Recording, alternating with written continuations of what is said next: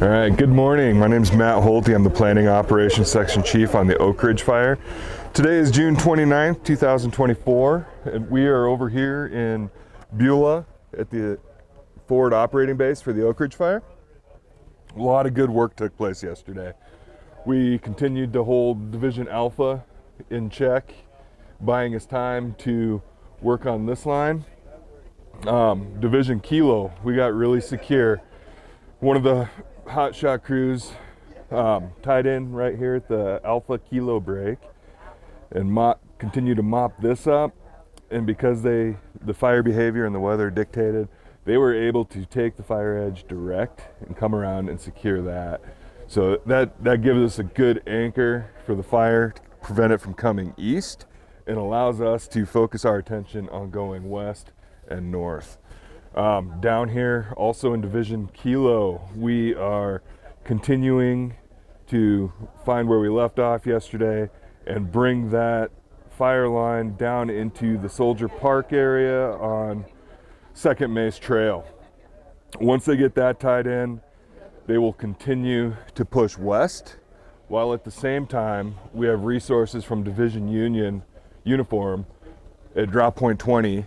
They already did some, you can see that line right there on the map. They already did some work with the dozers and stuff, pushing down this way to the Second Mace Trail, and then opening that up and tying it into Kilo's line.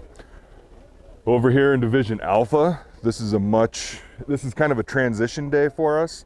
This line is a check line, essentially. It bought us the time to do the work that we needed to up north to grab the fire. So they are at drop point 2, or this corner between drop point 1 and 2, and they are working back down towards the Alpha Kilo break to open that up and prep it. From there, working with the landowners, the team, the counties, everybody involved, all the agency administrators, we are taking that line in better topography and terrain, and we are pushing west, and eventually we are going to tie it into the 2016 Junkins burn scar. From there, what we're able to do is we were able to introduce fire on our terms under good conditions where we can manage the long-term risk to the town of Beulah, this Middle Creek watershed. We can introduce it at a much lower intensity.